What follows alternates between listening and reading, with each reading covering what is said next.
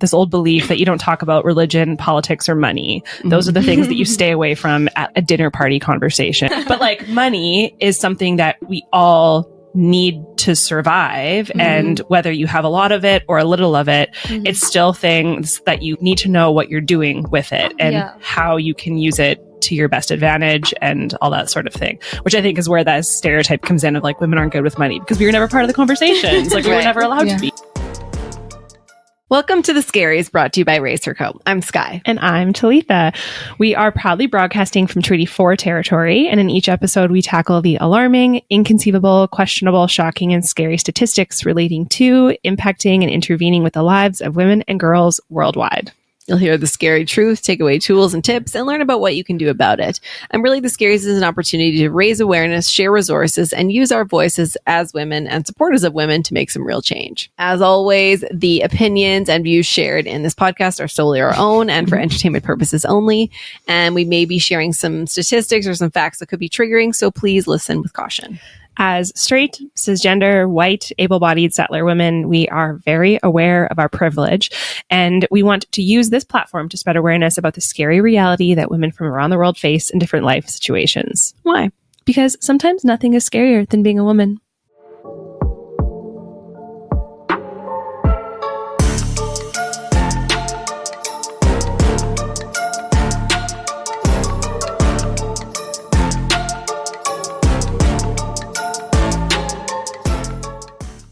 What is up? We are here with another episode highlighting the work of a dynamic duo in the She's Here mentorship program. And if you don't know what that is, you can listen to Identity Crisis, Uncovering the Truth About Imposter Syndrome. And in that episode, we chatted about the work from one group that focused on the prevalence of the imposter syndrome or imposter phenomenon in women. And we highly recommend you check that out first, because that also sets the stage for a little bit about what this program is, what is She's Here. We're not going to keep saying it over and over and over again. So please go back and listen to that one.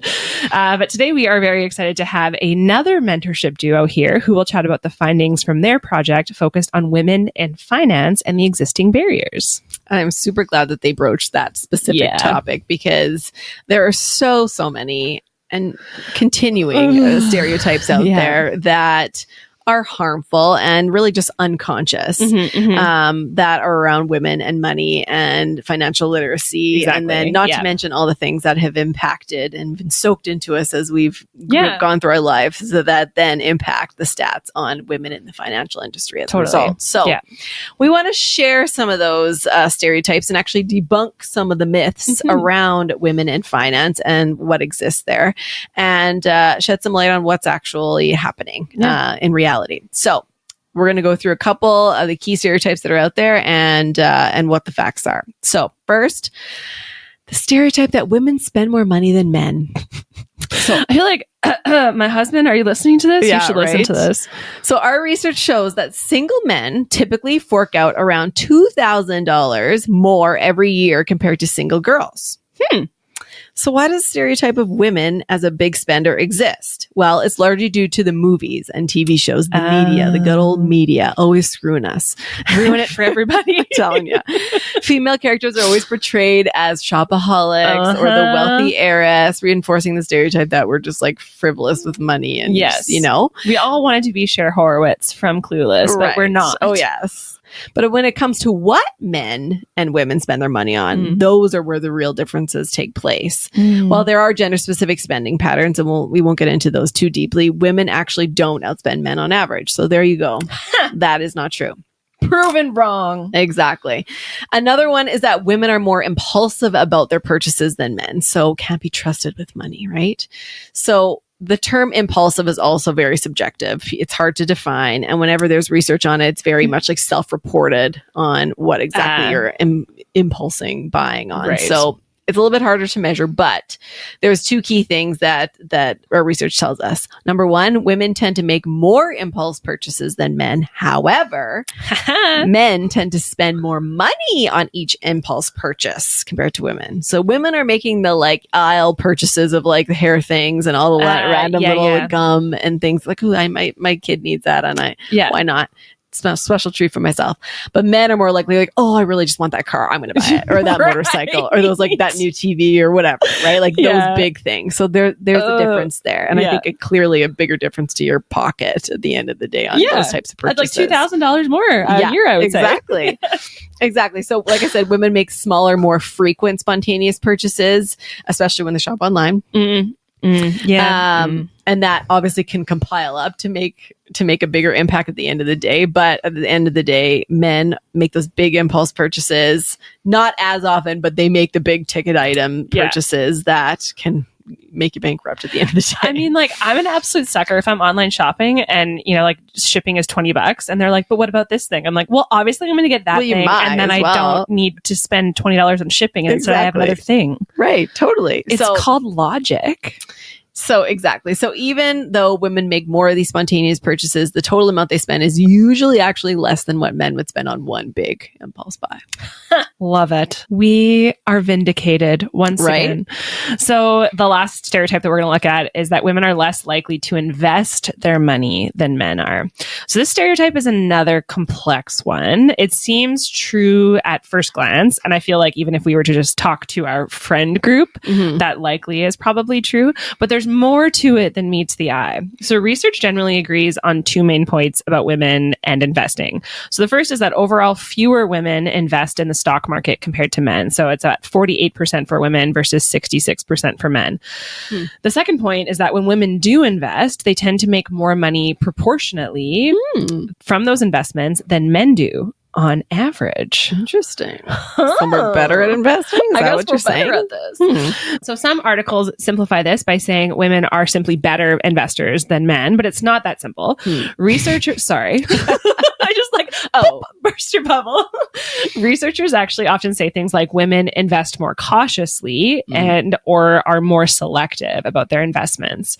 The law of averages plays a role here too. While men might have more big wins with their investments because of those like aggressive type investing, they might also have more big losses. Right. Even though women might make less money in a given quarter than men. So again, just being a little bit more conservative generally, they often come out ahead when we look at the performance over years or decades. What gets me on that is that, women are more risk averse. You think about applying for jobs and all these things, we're more risk averse, but because we're always thinking about other people and the impact that our money has on our families and our kids, and we can't afford to lose all our life's work in the stock market because we have kids to feed. Exactly. Yeah. So, or like people to take care of. Right. Or, so there's a reason why we're more risk averse, and men think that way too. But I think when you compare that notion of line of thinking, it's a little bit different. Yeah, no, I think it's just like ingrained in brains. Yeah. The fact that women typically earn 82% of what men do might also affect how they invest. This pay and wealth gap is well documented. As we know, that 89 cents to the dollar, it makes sense that it would influence financial decisions. So women often have less money to invest overall, so they might be less likely to put it into high-risk investments or even invest at all. Plus, there's a lack of education for women about investing, which leads many to underestimate their own financial abilities. Whatever the reasons behind these trends, the main point remains. Women are less likely to invest traditionally, although this has shifted somewhat during the COVID pandemic. But when they do, they often do well compared to men. So what is the impact of these stereotypes? Why do we even care? Which are completely wrong. Yeah. Let's be honest. They're wrong. Stereotypes. That's exactly what they are for a reason. So growing up with beliefs like these can lead to a harmful cycle. For instance, a study from 2017 at Drake University found that women performed worse on tests if they were reminded of ideas about femininity and money. Similarly, a 2021 study showed that the stereotype that women aren't good with money made women more anxious about finances, which worsened the gender gap in financial knowledge. So many women start to believe they're naturally bad with money. It like just is that self-fulfilling prophecy. Right? This only makes the stereotype stronger and creates a chain reaction. Women feel less confident about money, avoid learning about finances, and end up feeling even less confident. Like, you see where we're going with this. Oh my goodness, I tell you. Can't get rid of it. Now that we've debunked these stereotypes, let's dig deeper into the challenges women in finance face today. Alrighty. So According to the World Economic Forum's Global Gender Gap Report, female talent in the finance industry still remains one of the most untapped business resources. So while women make up more than half of the entry-level positions workforce in the United States, only about 6% of the top public financial institutions have women in senior positions. That's a very small percentage. That is so small. Yeah. This stark reality that women are less represented as they progress up the career ladder, resulting in significant inequity at the top, is known as the broken rung effect. Tell me more about that. Yes, I shall. So consistent with previous years, women in financial services continue to experience this broken rung, where at the first step from entry level to manager, they are significantly less likely than men to be promoted. So they can't get over that hurdle from entry level into that senior level management. At the same time, women who have progressed into these manager roles have taken on additional responsibilities, most of them unpaid, probably all of them unpaid, of supporting employees, investing in diversity and inclusion, taking notes, planning all the parties, doing the social committee, But they aren't being but they aren't being rewarded or, recognized for those things that actually do make a big difference to culture and employee engagement and all of those things, retention, so many things. Yeah. So as demands continue to escalate, it is no surprise that women in the financial services industry are more likely than men to report feeling burnt out. Yet women do not always feel that they can request the support they need. It's a vicious cycle again, including the flexibility to work remotely. Thus, more women do not want to move into those senior level roles. So it's a whole thing. It's a whole cycle. Yeah. So women are entering the financial industry, like we said, at equitable rates to men. We're working, we're getting our degrees in a higher rate than men, actually. Yeah. But why aren't we progressing in the financial sector and leading the charge? Well, that's a great question. And of course, we've uncovered a few reasons in our research. So reason number one is the scarcity of mentors and role models. So mentorship. See where we're going with this? Many women in finance lament the absence of mentors or role models as a significant hurdle to advancing their careers. And surprise, surprise here, but studies indicate that mentoring programs can substantially increase minority representation in managerial positions. Female mentors play a crucial role in guiding mentees through corporate challenges, imparting skills like emotional intelligence and effective networking. Crazy how mentoring works. Right? Reason number two, and balancing work and family life. We hear this in every single sector. But a prevalent belief persists that women in finance struggle to achieve the same work-life balance as their male counterparts. Juggling career demands with family responsibilities can be overwhelming, particularly for working mothers. However, shifts are occurring as men increasingly share household responsibilities, gradually easing the burden on women in finance. However, I would like to see the real numbers in that. Exactly. Because what's the gradual burden we're being removed? 1% every 7 decades. Reason number three is the perceived intensity of competition. So some women perceive finance and accounting fields as excessively competitive, leading them to doubt their capabilities and shy away from pursuing executive roles. However, the landscape is evolving with greater opportunities emerging for women in finance. Major financial institutions like HSBC and JP Morgan Chase & Co. have demonstrated commitment to elevating women into senior positions, signaling a changing tide in the industry. I think most significantly, and not just in the financial sector, but overall, that we are slowly breaking down this belief that there can only be one. Yes, please. There's only one spot at the executive table. Therefore, women have to compete against each other. And again, these cycles, this vicious cycle of okay, yeah, we have space, but for one. No, that's not the case. Totally. And even that one that's up there, it's like, you're the only one. So you're silenced, you're not, fully heard. And then the big change takes so long to happen. So we need more women. Come on. Make it equitable. And men, let's support those women. So where does that leave us now? And what can we expect to see in the future for women and the next generation of girls getting into those careers? So we're going to have some rapid fire statistics today because there's a lot of them. So first, let's look at how women are navigating their finances in general. And we kind of talked about some of the stereotypes, but these debunk those continually. So according to a 2021 report from Fidelity, 67% of women are now investing outside of retirement, which is a huge increase of 23% since 2018. That's great.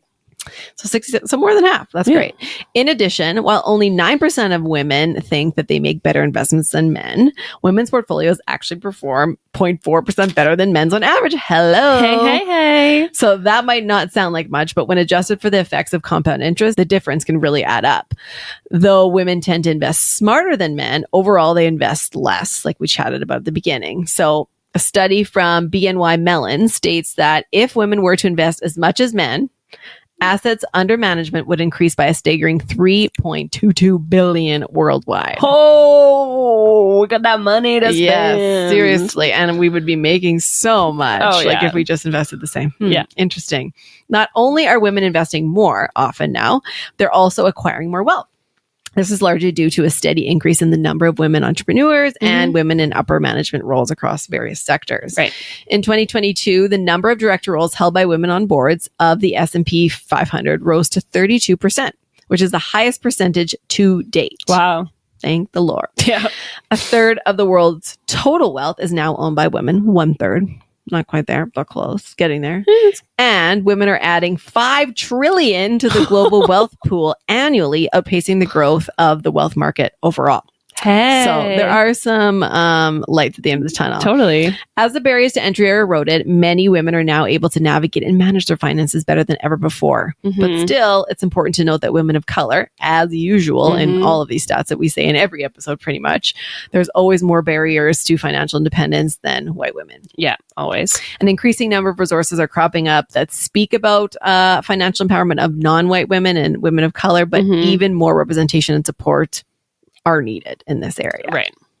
So then when we look at female representation in specifically the financial industry in roles, in 2021, globally within the financial service institutions, women held 21% of board seats, 19% of C-suite kind of executive level roles, and only 5% of CEO positions. Wow. Globally, 5%. That is crazy. And we make up half of the population, but we make 5% of the CEO. Boggles my mind. Women make up 46%, so not quite half of all workers at all levels in the North American financial services industry. So regardless of the area or sector, 46%, which is partly due to the traditional gender roles and perceptions of the industry. Less than 17% of senior positions in investment banking in North America are held by women, reflecting biases in leadership assessment. Only 2% of assets and mutual funds in North America are exclusively managed by women, with barriers including limited finance backgrounds and just gender discrimination. And finally, women in banking and finance in North America have a 25% lower level of confidence in their financial competence compared to men, which is often attributed to disparities in educational attainment and representation in top financial roles. Great. So I feel like there was there it is. Yeah.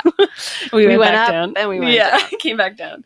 Well, interestingly, female representation actually varies significantly by sector within the financial industry too. A report published by McKinsey & Company on closing the gender and race gaps in North American financial services looked at 4 main industry segments and the different experiences for women today. The first segment is asset management. The asset management industry lags behind financial services in the representation of women across most levels. Of particular concern is that the representation of women of color has not meaningfully changed since 2018 and has actually gone down at critical levels of the pipeline. Yeah.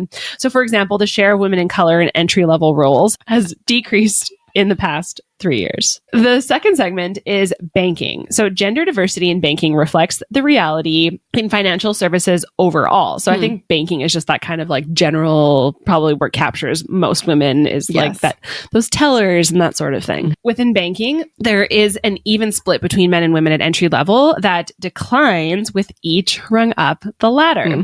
So women make up 53% of all the entry level banking workforce, but less than 1/3 at the senior vice president and C-suite levels.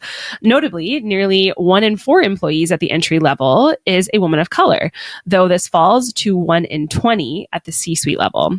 on par with both the financial services and the cross-industry average. The third segment is insurance, which continues to lead in gender diversity within the entry-level workforce, where 66% are women, though these women are predominantly white.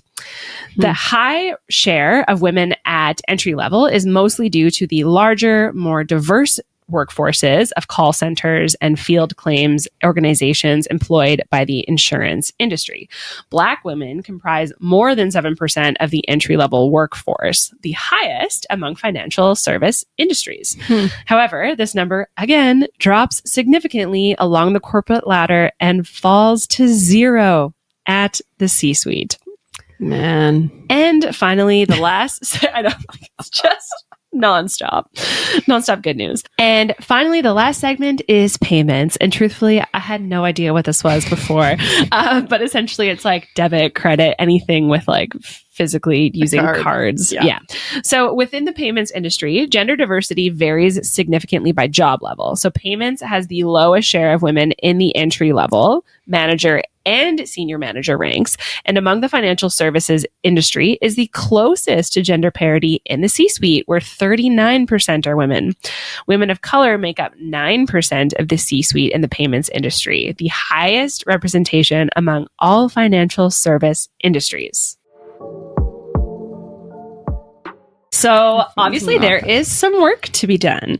Finance is not an outlier when it comes to the representation of women. Still, like every aspect of the work that we discuss on this podcast, it takes dedication to make significant contributions and move toward parity, which is where our guests for today's episode come in. So allow me to introduce you to Dajana and Pall. So Dajana is a devoted mother of 2, currently enjoying her maternity leave. She's got a background in managing retail stores in the fashion industry, and she made a significant shift into the financial services sector a decade ago.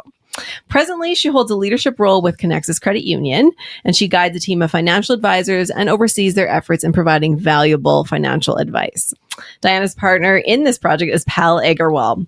Pall is a student at the University of Regina, and she juggles multiple roles, and I mean multiple, with ease. She's originally from India, and she moved to Canada at 19 to pursue studies in finance and economics. In her second year, currently, she serves as an ambassador, leader, and VP of marketing for Enactus, while also participating in clubs like Economic Student Association and others. Beyond campus, she's a board member with Saskatchewan Young Professionals and Entrepreneurs and an associate member at the Rotary Club of Regina's Eastview, and supports the Lakeview Community Association. Just goes on and on and on.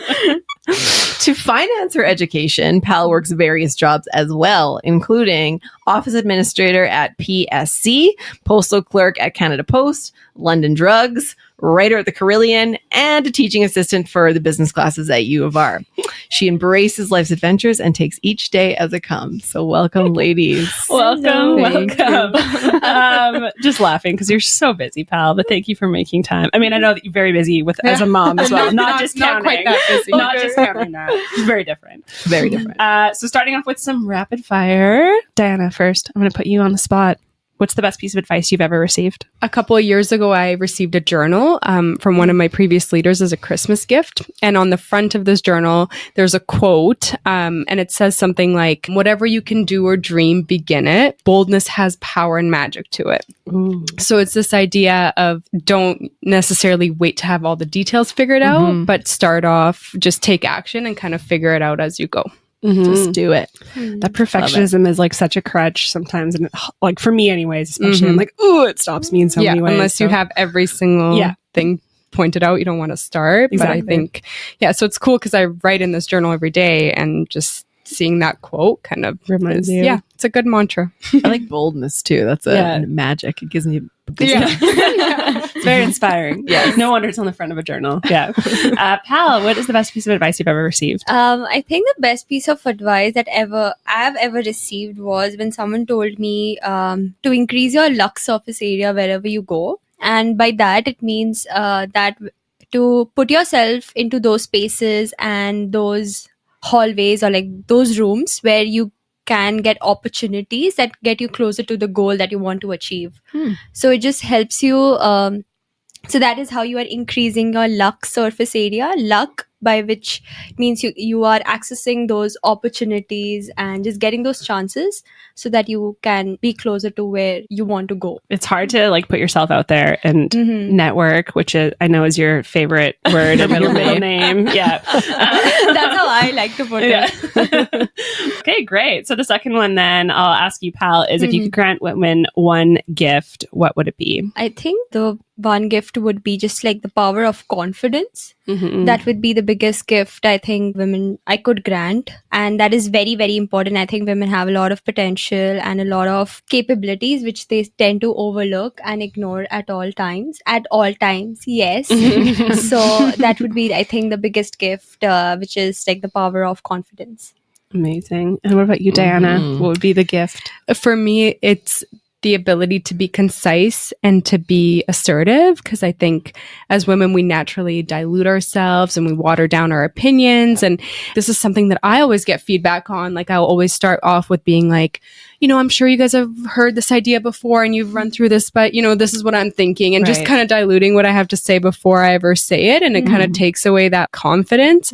And I think, in maybe professional settings, I rein it back in fear of becoming or coming across as too strong. And with my relationships with people I'm comfortable with, I'm like the complete opposite. Like, I say exactly what I think. Yeah. The thing that I would give women would be the ability to be assertive and to be concise and confident.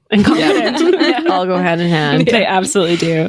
Okay, last one. And I think our favorite question of all of them is, what is your scary? I think my scary is just not knowing where your money is going. I think that's one of the things that scares me the most, when you're not aware of what you have, where everything is going. Maybe it's more that explains why I'm such a control freak. But that's one of my biggest scary, is not knowing where my money is or where my things are. Okay, Dajana, what is your scary? I think for me, it's like the idea of becoming really stagnant. And as you stay in a role or stay in leadership specifically for a long time, I feel like I've seen that happen. And it's impacted me and like my career growth, when my direct leader doesn't want to try new things and doesn't want to, experiment or whatever that looks like. So for me, I have this, and I've always had this fear that one day I'm going to just become jaded. Jaded. Exactly. Like, stuck in my ways. I don't want to hear it. Like, I've tried that 100 times, doesn't work. Right. So just, that fixed mindset is what scares me. It is scary. I think it's just scary to not continuously evolve and change. Natalia Mason had said that her favorite thing to say is that she is a living contradiction, and that she can always be changing and always be evolving. And that's the point. And I think like Natalia said it because someone else very famous said it as well. I can't remember who it is, but it's like that you're allowed to be in a living contradiction. Like, you're allowed to like contradict yourself and like change. And that's the beauty of it. I know. I think it's someone on my team in the past used to say like, let's avoid Sally, like same as last year. So it's like, no Sally's here. Like, we have to try something new. I like that. Yeah. Poor people named Sally. Poor Sally. We're not invited here. So let's get into the questions. So, Pal, first, can you elaborate on some of the gender disparities that exist in the financial industry and underrepresentation and pay gaps that exist for women? According to a Catalyst report, I found that for every dollar that men make, women make only 89 cents, which was interesting. And moving further in the financial industry, there is a lot of underrepresentation of women, especially in the senior executive positions and leadership roles. For example, in roles like investment banking, I noticed that there were less than 17% of women in senior executive positions. Moving on to, I think, private equity, there was only less than 9%. And in hedge fund, there was the entire female population was around only 11%. I do understand that those roles are quite strenuous, but yet again, the numbers speak highly of what the industry looks like and what needs to be done to make it better. I think that like really sets the stage for the fact that you said that those jobs are strenuous and that they're, I would say, like quote unquote hard, but it's just because we're women, we can't do hard things. Like, I think, I'm not saying that that's what you're saying. I'm just like, that's just, I think the mentality is that like women can't do hard things. So like, that's why they're not allowed to be in these things. Those so stereotypes. Yeah. Honestly, they're self-deprecating. Like you get into your mind, right? Yeah. And then you don't think that. So exactly. Yeah. Others do too.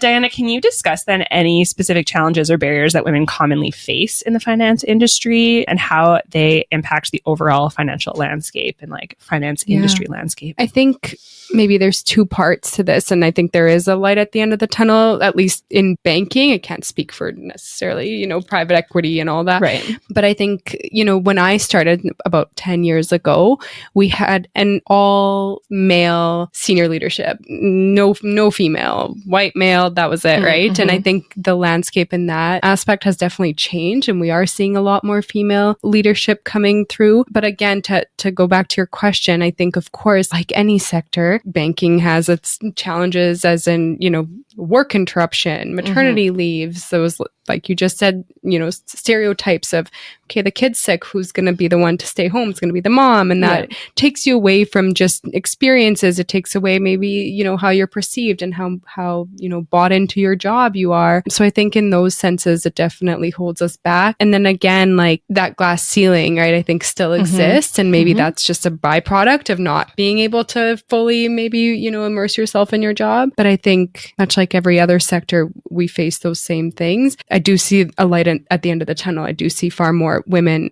showing up and also setting that example for us to be like, well, she did it. I could maybe connect with her and see how did she get there? Right? Yeah, totally. It's definitely that strength in numbers thing as people start to become more comfortable. And I mean, there always has to be one. There always has to be the person who starts to lead the change and is that catalyst to knock the dominoes over kind of thing. But it also helps to see that if you can see it, you can be it whole mentality. So that makes perfect sense. Yeah, the idea is basically like, if she can do it, so can I. And that really motivates everyone. Like, for example, when I talk to Dajana, I'm like, okay, if she can, so can I, right? Like, there's nothing that's stopping us. Yeah. Well, and even just like men have been doing it for years in terms of always hiring and promoting people who looked and are going to believe and agree with things that they do. So I'm hoping that women do the same and pull more women up with them, right? So it's just going to exponentially grow as we see more and more women in leadership. Yeah. I think one of the things that I've seen happen in the past is women get a little jaded. I've had a friend of mine who just switched jobs because of like a 15-minute, daycare pickup thing that just wasn't working out. And, oh my God. And I think a lot of times it comes down to like, well, this wasn't available for me and I had to make do and I had to figure it out, right? Yeah. So I think there's definitely in the generation that we're in, we're still going to feel it even from other women,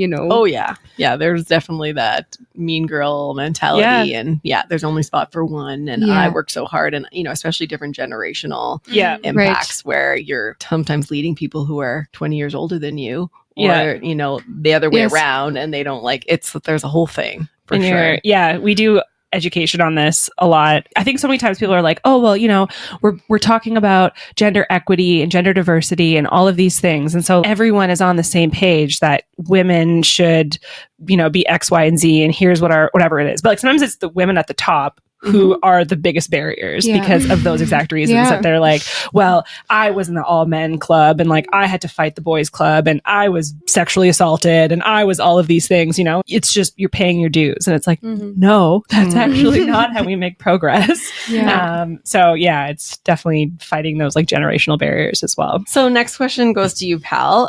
Why do you believe it's crucial to empower and educate girls about the financial world? There are lots of reasons. Personally, to me, I feel it's important to educate young women and girls about money in general or finance at some point of time, you are going to actively deal with it. Maybe if you're starting to work, you're earning. So you should know how much you're getting, how much you should save, how much you should invest, or maybe like just save up for your future. And eventually, we don't consider, but what is someone very close to you passes away, like if your partner is not there with you anymore, how do you deal with the amount of money that you have? What if you get separated? And how do you deal with that sort of a change? So it's very important to know how that sort of a thing works around. And second is, why not?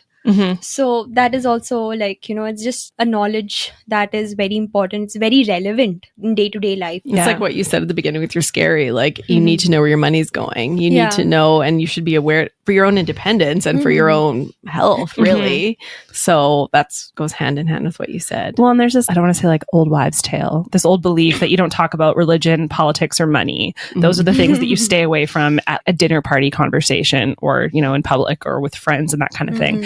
Okay, maybe religion and politics, sure. But like money is something that we all need to survive. And whether you have a lot of it or a little of it, it's still things that you need to know what you're doing with it and how you can use it to your best advantage and all that sort of thing, which I think is where that stereotype comes in of like women aren't good with money because we were never part of the conversations. Like we were never allowed to be. So with that, Dajana, can you tell us a little bit about the project that you guys worked on and why you decided to focus on this? As Pal just mentioned, women are still highly underrepresented in the finance world. And, I spoke to what it's like in banking, but that's definitely not what it's like in a lot of the other sectors of it. So when we got together, initially we started talking about this and that came out like the finance, passion for finance came out right away between us and the ability to educate women. And so one of the things, and Pal, honestly, this was her fiery brainchild that she came up with. And it's true, you have these students attending the University of Regina, they don't know what they don't know, right? Like they don't know that there's all of these other aspects. They know, okay, I can go into marketing, I can go into HR, I can go into whatever that looks like in business, but there isn't necessarily a wide variety of resources out there to fill that gap between student and professional. So that was kind of the brainchild behind WIFE, and Pal named it. We loved it. Sorry, WIFE stands for Women in Finance and Equity. Yes. Love it. So good. We're all wives. But the idea kind of behind it is to get some professional women in front of some students that can get that conversation going around what is your job? What do you do? How did you get into it? What are some barriers you faced? And then, how can that help me overcome those barriers and get into a job like yours, right? So creating that mentorship, and we talked a lot about intergenerational, and I think that's kind of what we aim to tackle with this. I would also say we wanted to do start off with a panel, but it can really evolve into whatever the need is, right? What kind of the students want. Yeah, that was the entire idea of Women in Finance and Equity, which is WIFE, is just to get the conversation around different roles in finance, like investment banking, private equity, hedge fund, private debt firms, venture capital, and those sort of spaces, which I'm still learning about, which I want to learn about. And I think this would be like a great way to create that awareness among students and young professionals, or even like women in general don't know of. Or know very little of. So that I feel is the starting place of making those numbers a bit better. I feel like you're speaking to your right demographic over here. Totally. I don't want to speak for you, Sky. You saying like hedge fund and all of these things. I'm like, I've heard that. I think Wolf of Wall Street, they talk about that. That's the most that I've experienced it. I wouldn't even know where to go to find the Coles Notes introductory information on this type of stuff. I mean, I'm sure I could find it, but And just the fact that you dove into, or you're planning to dive into those areas of finance that are very underrepresented, women are very underrepresented, is huge. Because if it was just like banking, or, banking's great. Not wrong, but like women, I think that women are actually like the majority in that sector. So, which is great. But like it's such a unique and untapped area that I think we really, and even not even just students, but us, like I want to know about that. I'm very excited for this. And I think too, the salary ranges are a lot higher. Oh yeah. Right? Which I think is also inspired. Well, it is, right? Like as soon as you get in, you're making a lot more than you might, as like a teller, where you might start off in banking. For sure. So the possibilities are endless. So that's what got me in. That's awesome. What is your goal career? Well, I do want to become a CEO of a Fortune 500, but that's like a very far off dream. The nearest that I can see myself is maybe in roles like investment banker or like a venture capitalist and those sort of spaces. But that is going to take a lot of time, but I see myself there heading on. Good for you. That's a great You're gonna do space it. to see yourself. Yeah. Yes. So, Pal, have you encountered any specific instances of bias or discrimination in your academic career in finance? And how have you navigated them? Well, I'm just still starting out here in Canada and university. I have not yet encountered a very strong discrimination due to my gender, but I can certainly sense a lot of opportunities that are sidelined because of that, considering that it can be too strenuous for you, or maybe you're not yet ready. I'm like, why not? If you can, like, okay. So there has been certain instances where I have not been given opportunities because of maybe just how insufficient I could be in those spaces. So there has been a little bit of that here and there, but yeah, there's not much to talk about it because it's very, very subtle, and it's only when you can overlook that and move ahead is when you are like, okay, maybe we can work around that. And navigating would just be just being aware of how it is actually there, and it's not all in your mind, which we usually always justify, like, no, it's all in your mind. Yeah.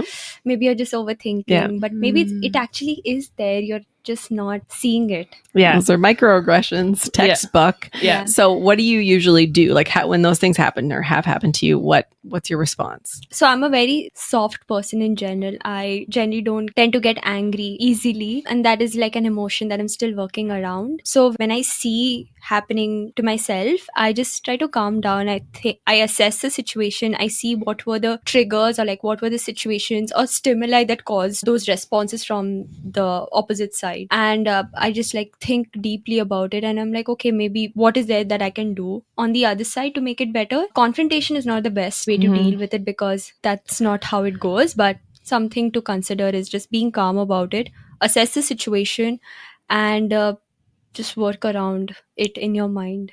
I think that's like such a typical, like when you're being bullied in school and like your mom tells you, but they're like, it's often because people are jealous or because they are intimidated by you or your thoughts or your ideas or whatever it is. And so like, I feel like once you get over the fact of like, this is what I've been hearing my whole life, like, thanks mom, but like, thanks mom, because that it is true. Like so often that people get intimidated and so they want to bring you down in order to lift themselves up. And that's not how it goes. But there are other ways also. Like I also have strong women around me that I can talk to, which I always usually do. That the first thing that I talk a lot.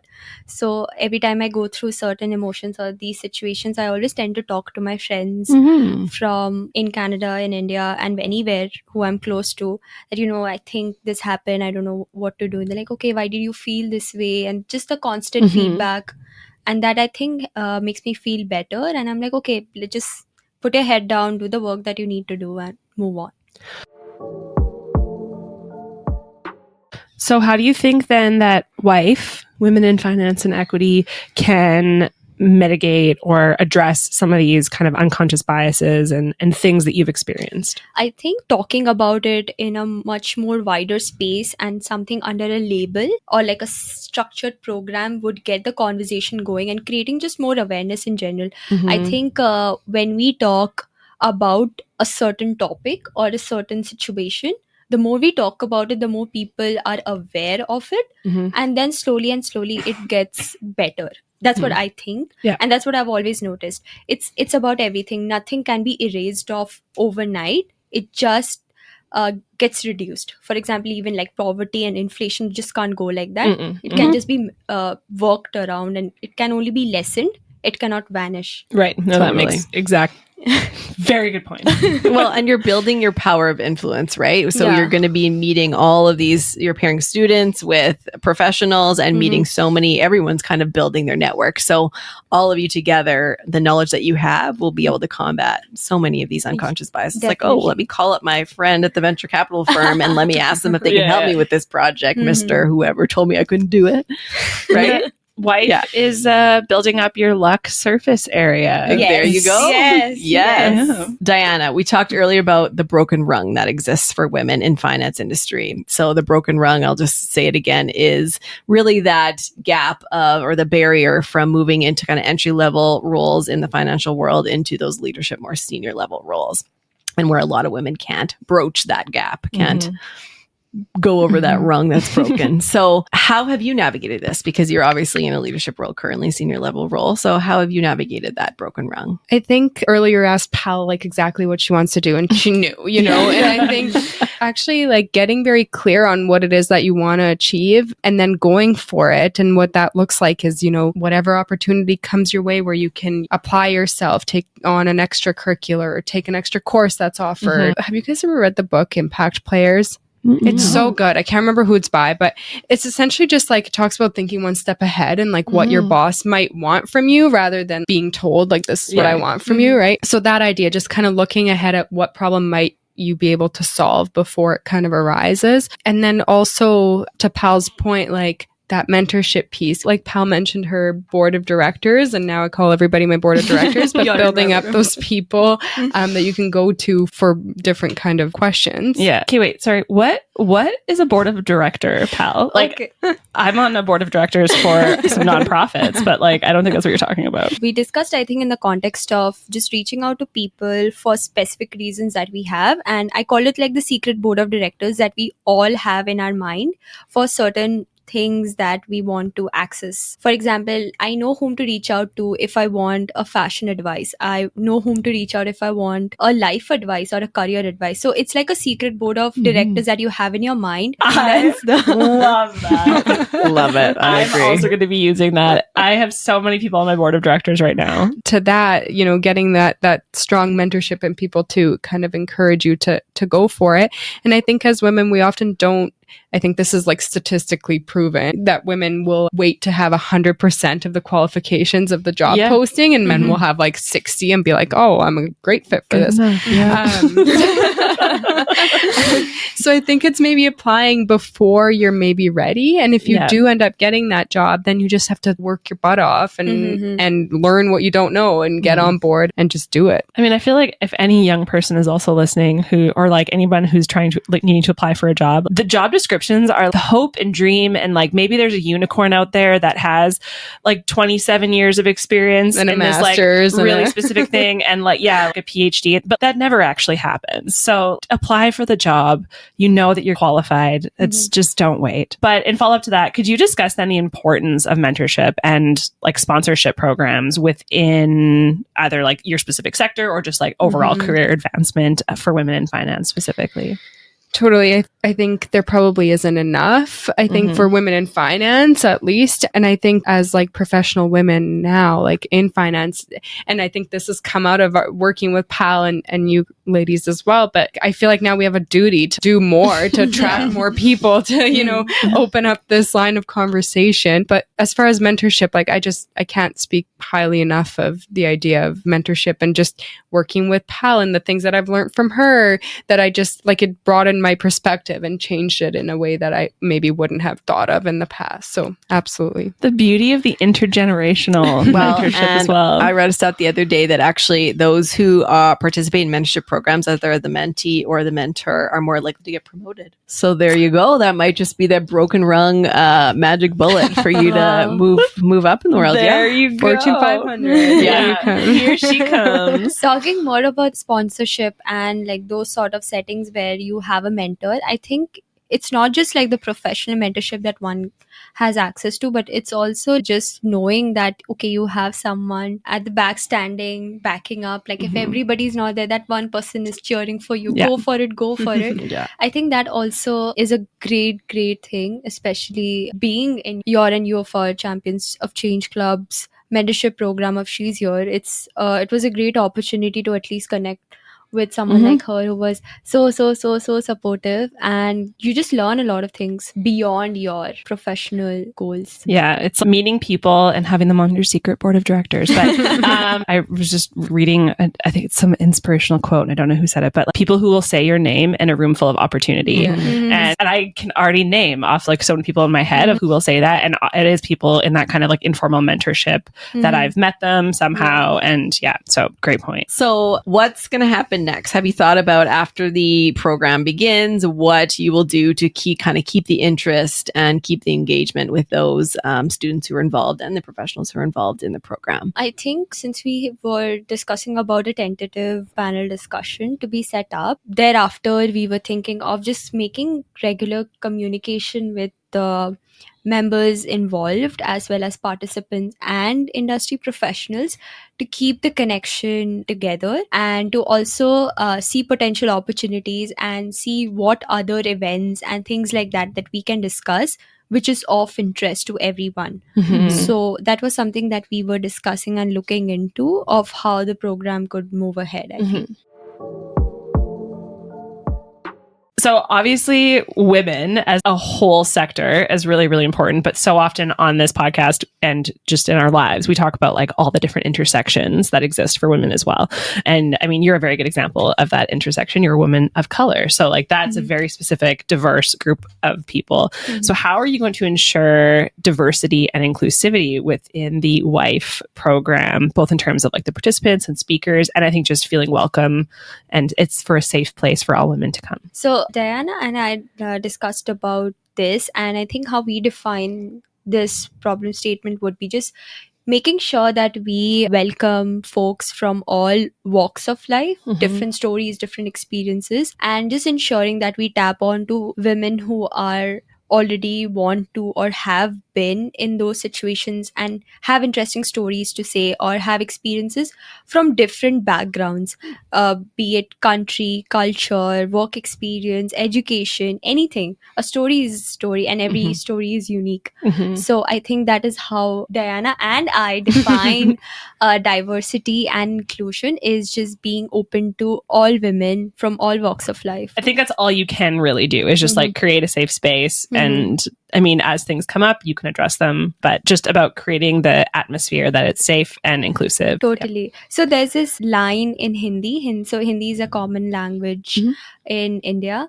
So I'm going to say that phrase in Hindi and then I'll translate in English. The Hindi statement for all the Hindi speaking listeners, it's called "Aurat hi aurat ki dushman hoti hai," which means it's said that a woman is a woman's enemy. Literally, it means. So it's often like, that's how we often think, right? Like when we discussed about how the biggest barrier could be the women in top. And that is a very common line that is spoken in Hindi is like, you know, if two women are involved in a setting like work or profession, they are always going to fight against each other for a spot. So that is also one of the problem statements, I think, around this program that we can work on, is making sure that everyone has a space or a place to talk about their stories. And that's how diversity and inclusion could be ensured. Whoa. I feel like just even like the cultural aspects of understanding those barriers too. And that, I mean, I don't know, like obviously we're so self-centered in North America. We're like, the world revolves around us and our thoughts. But the fact that that's just such a huge issue, obviously everywhere. And so like, how do you combat that and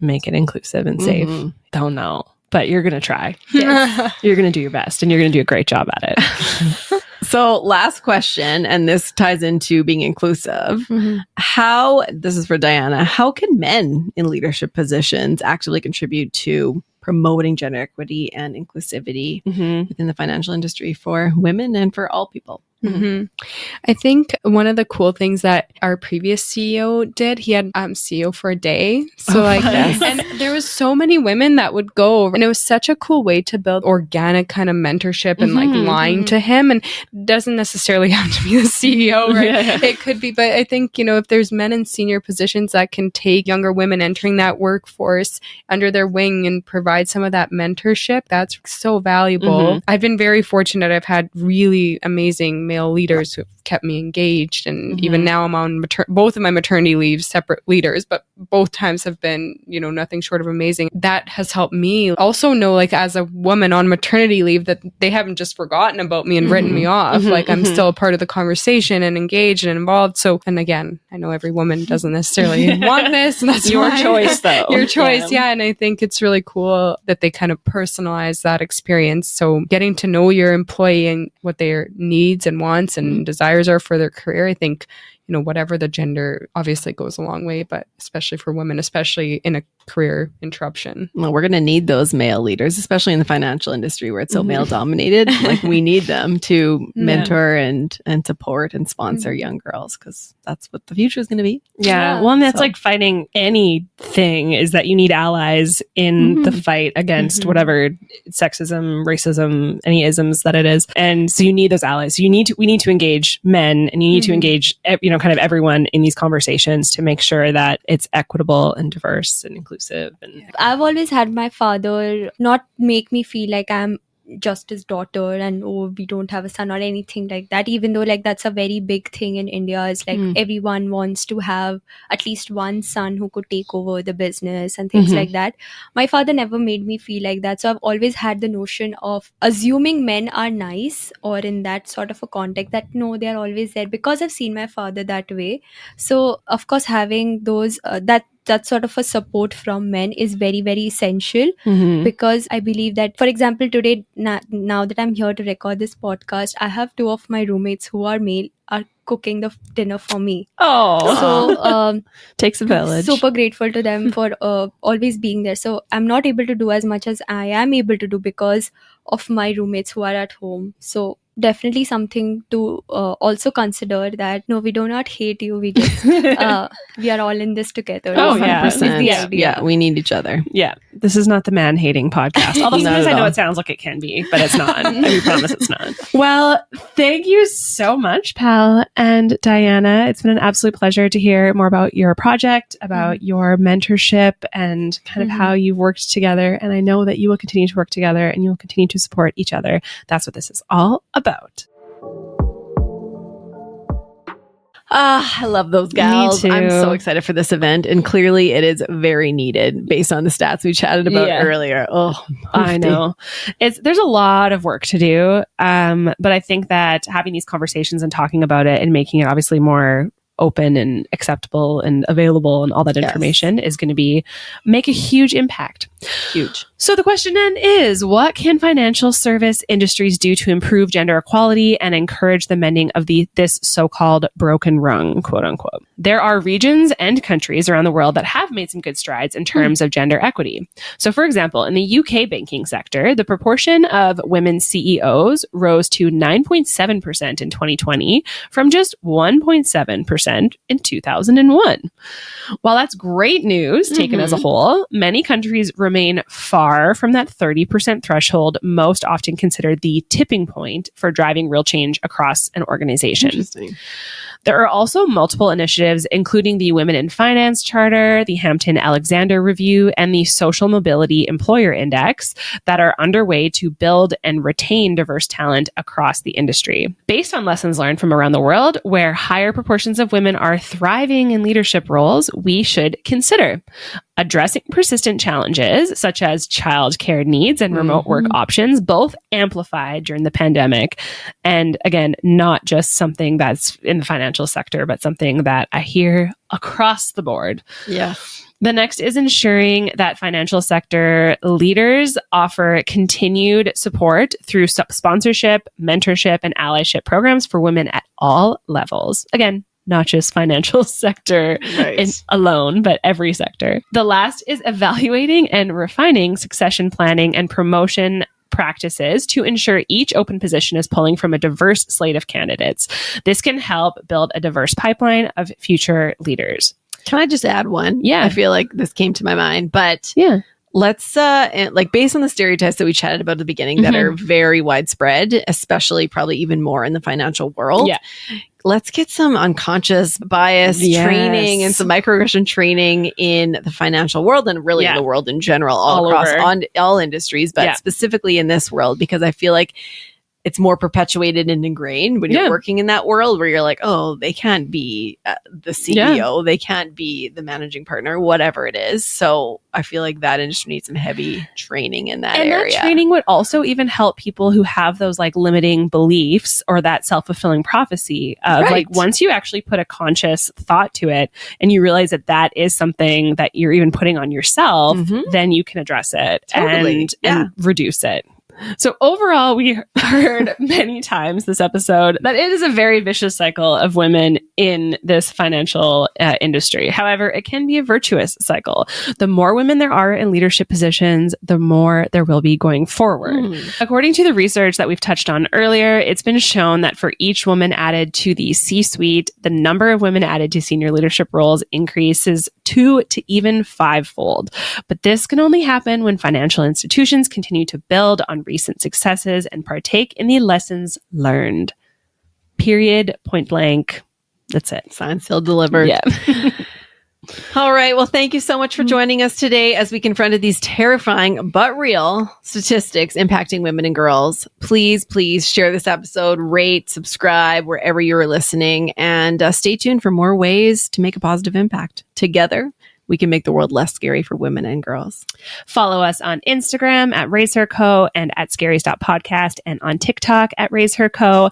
Remember, change starts with awareness and action, which we are doing here today.